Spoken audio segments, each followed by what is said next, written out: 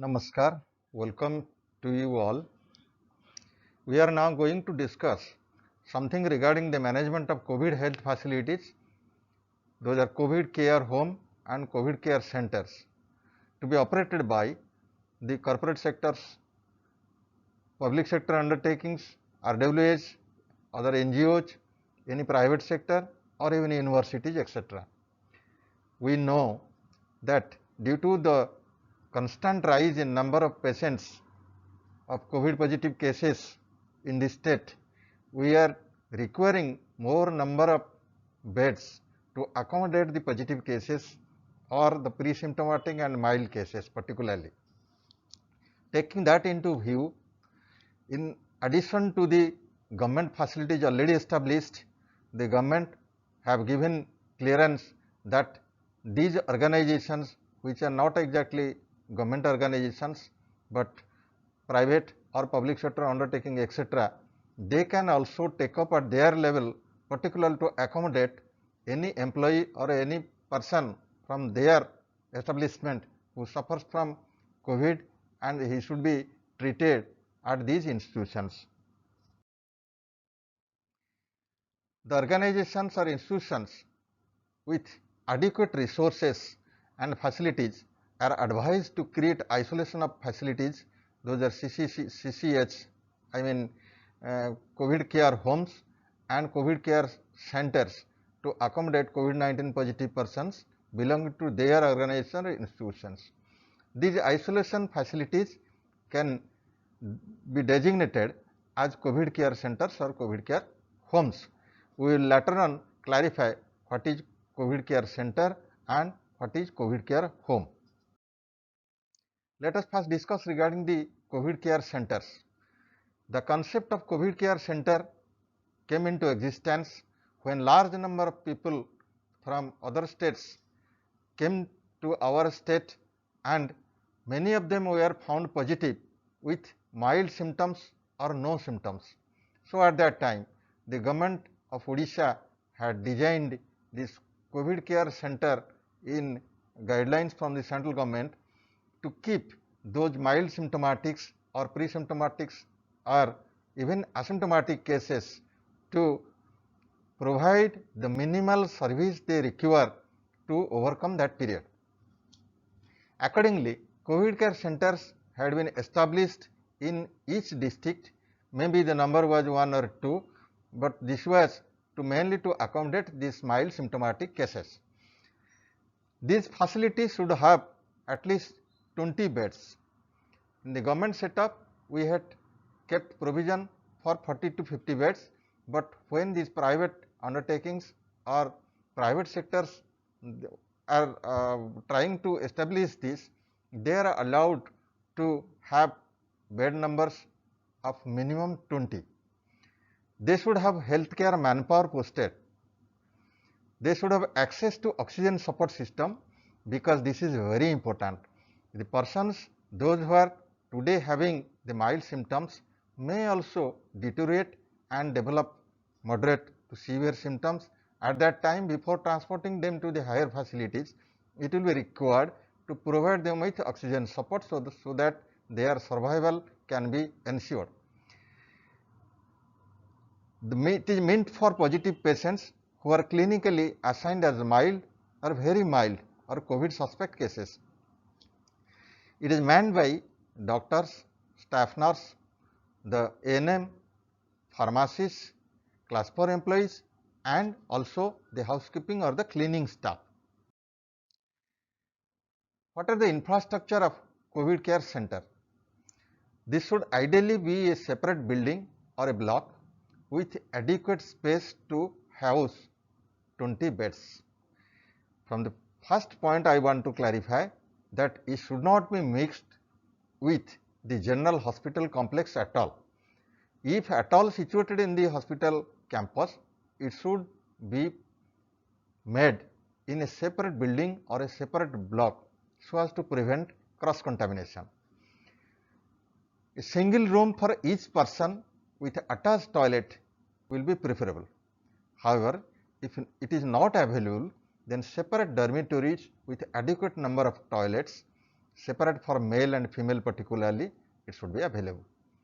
The beddings and blankets, which are the minimum requisites, should be provided by the organization to the patients. Other logistics like bedside lockers, spittoons, buckets, mug, utensils, toilet kits, etc., and mask in particular, it should be arranged for the patients and provided to them. A functional kitchen should be there to provide daily diet to the inhabitants. The required equipments include a thermometer, particularly preferably an infrared thermometer, BP instrument, preferably a digital BP instrument, a pulse oximeter, stethoscope, hemoglobinometer, heuristics, oxygen cylinder with mask and other accessories, and one BLS ambulance, that is basic life support ambulance, which may not be exactly present there, but present in the tagged hospital, that means the dedicated COVID health center or the COVID hospital, that should be tagged to this, and during the time of requirement the ambulance should be ready to pick up the cases which are referred from this COVID care centers to the higher facilities. The human resource required I have already told: medical officer, staff nurse, paramedic staff like lab technicians, pharmacists, ANM, attendants, male and female, housekeeping staff, etc., both male and female, they are required. What are the clinical services available here? It should be very clear that the treatment of COVID positive cases with mild symptoms will be taken up here. That is why we should not admit the patients even with moderate symptoms or severe symptoms to this institution. COVID care health center, dedicated COVID health center and dedicated COVID hospitals are meant for those type of patients. These COVID care centers should accommodate only cases with very mild symptoms. This will monitor oxygen saturation, and if saturation dips or comes down, then emergency oxygen should be provided and the patient should be shifted to the dedicated COVID health center or dedicated COVID hospital. There should be provision for daily health checkup of the inhabitants by the trained healthcare provider or healthcare worker, who will monitor the daily status of the general health of the person.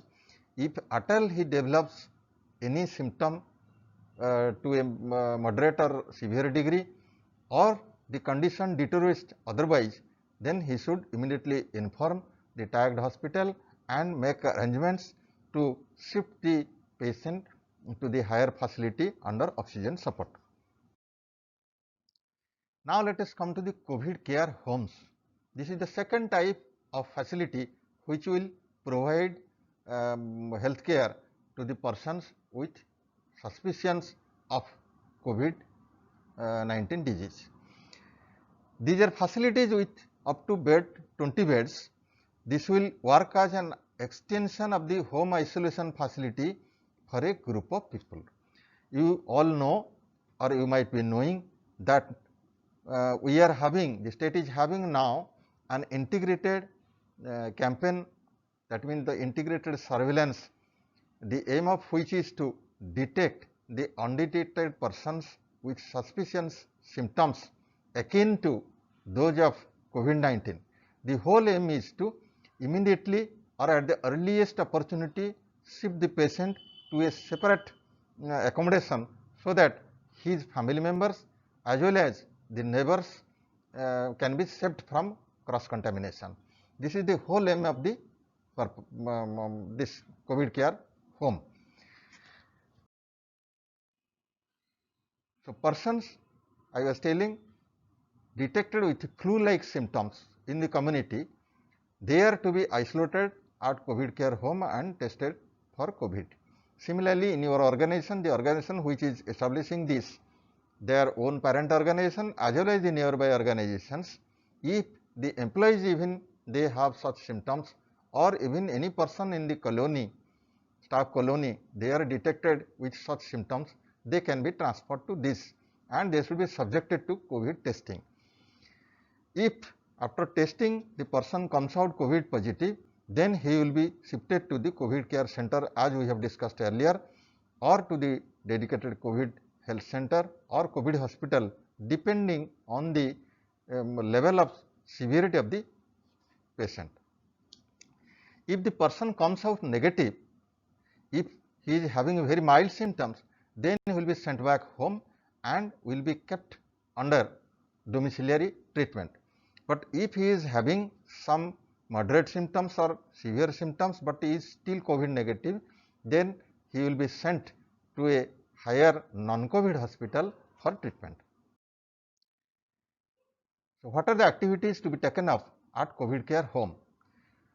The people identified with flu-like symptoms in the community, they will be shifted to the COVID care home for isolation. The main purpose, I have already told, that is to isolate them from their family members as well as from the neighbors and other persons in the community, so that there will be a break of transmission.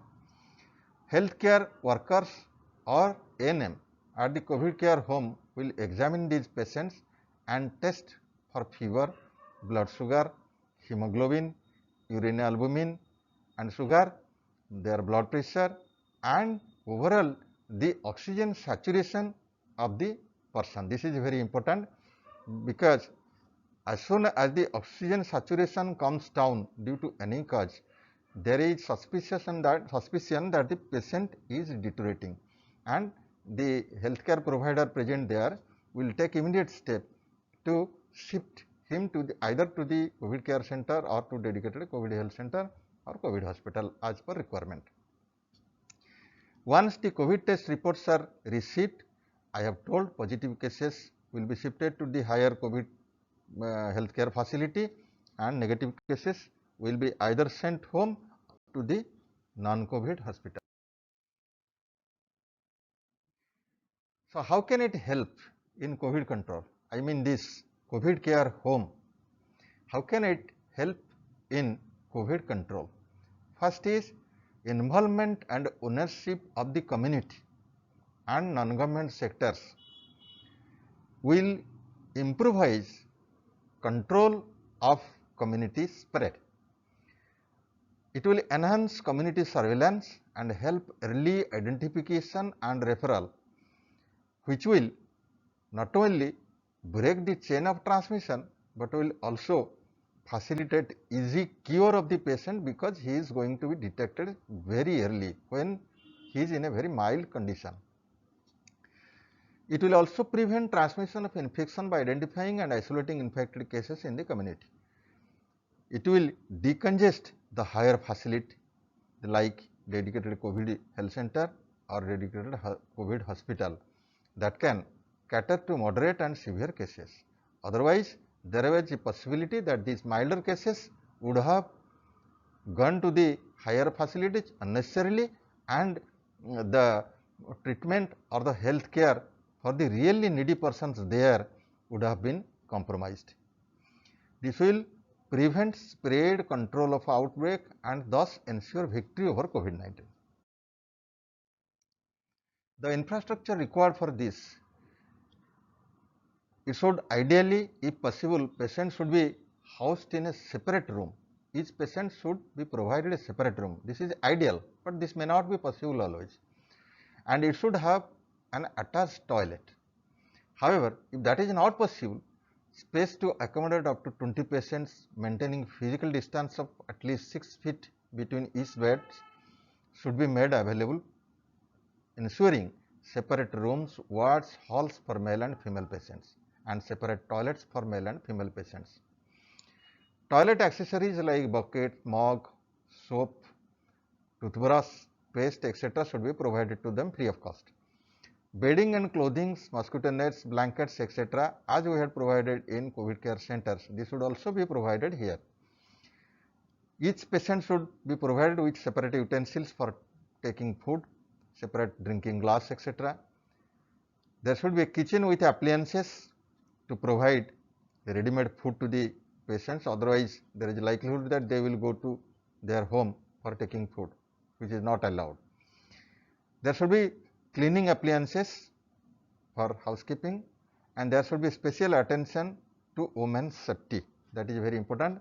If possible, security persons can be deployed by the organizing agency. The equipments required here are a thermal scanner or infrared thermometer, digital BP instrument, a glucometer, heuristics, hemoglobinometer, and pulse oximeter.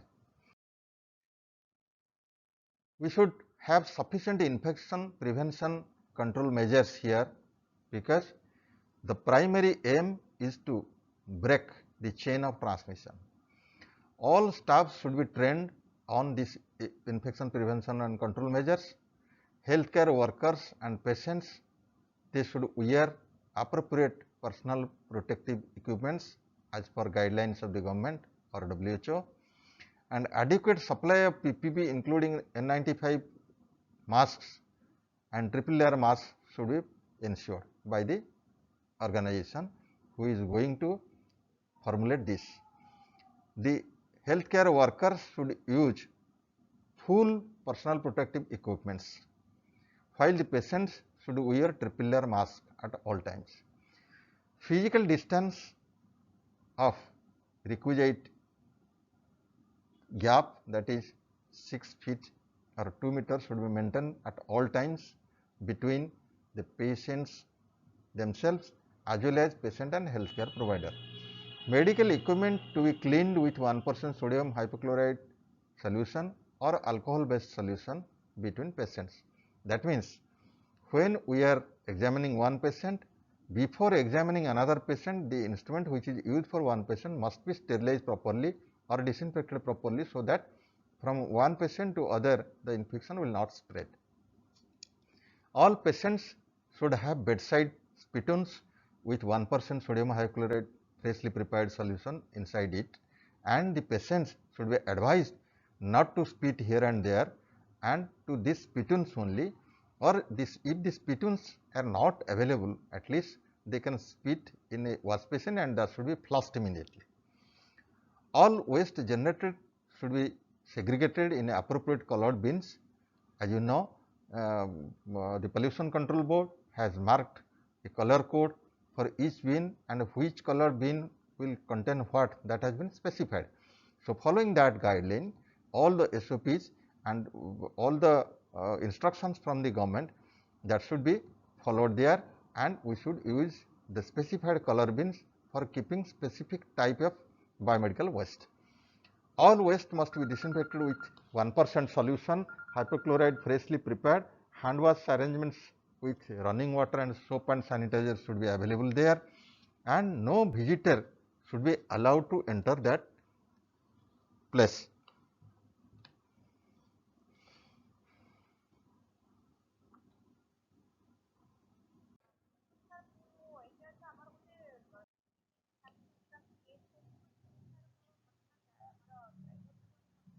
Hmm.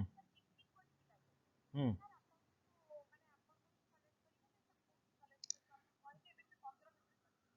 ताको कहतु सीधा आसिक आम office रे पहुंचबो, gate पाखरे ताको security अटकेइबो। Security ना ना ना हमर SIHFW directorate of SIHFW NRCM building जोटा सेठी पहुंचबो, से सिक्यूरिटी अटकेइले से सिक्यूरिटी की कहबो जे मते डायरेक्टर डकैचंती बोली, अटकेइबो सेठी मु मोर स्टाफ को पठेइबी से ताको नेगिर आसबो दे दो हला। हां हां हां, thank you thank you.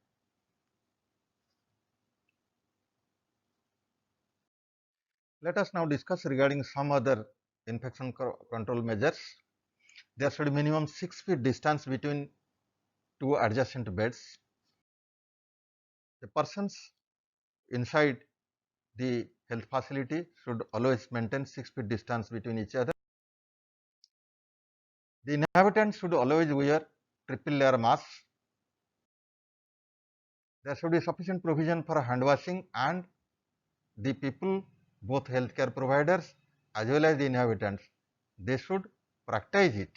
While washing hand, they should follow all the steps, and it should be done minimum for a period of 40 to 60 seconds if they are washing hand with soap and water. But if they are using alcohol based sanitizer, 20 minutes is sufficient. While coughing and sneezing, they should follow the respiratory etiquette. Even though they wear mask while coughing and sneezing, they should cover their face either with a piece of cloth or a handkerchief or tissue paper or even with the flexed elbow. The inside of the institution should be always sanitized with 1% hypochlorite solution. To prepare 1% hypochlorite solution, the easiest way is to take 30 grams, that is equivalent to 6 teaspoonful of bleaching powder in 1 liter of water. It should be mixed well and should be allowed to settle. Thereafter, it should be strained and the solution which is freshly prepared should be used for that day. For the next day, it should not be kept, and the solution should be prepared afresh on the next day. The biomedical waste management rules, as I was speaking about the colored bins, there is specific color code for different types of biomedical waste that should be strictly followed, and biomedical waste management bears an important role in preventing cross infection. No visitor should be allowed. I have already discussed this because that will facilitate community transmission. So, we should avoid this. On admission, the daily or the detailed history, contact history with a positive case, travel history from any hotspot, etc., that should be taken and should be recorded by the health worker or healthcare provider. Preliminary examination of temperature, oxygen saturation, blood pressure, any other signs present at that time suggestive of COVID or which are very akin to the symptoms of COVID should be recorded also. Daily health progress should be monitored by the healthcare providers and a record of that should be kept. In case of development of any complication or lab confirmation of COVID-19 cases, the person is to be shifted to the appropriate healthcare facility. All the symptomatic cases and cases with contact history with COVID-19 positive cases are to be subjected to RT-PCR test. This is the most sophisticated method of testing for COVID positivity. In COVID care home, the vulnerable group, that is the pregnant women, under 5 children, elderly above 60 years of age, and with other comorbid conditions like diabetes mellitus, high blood pressure, kidney diseases, asthma, or any other immune compromised condition, they should be segregated. Their RT-PCR test is to be done on priority basis.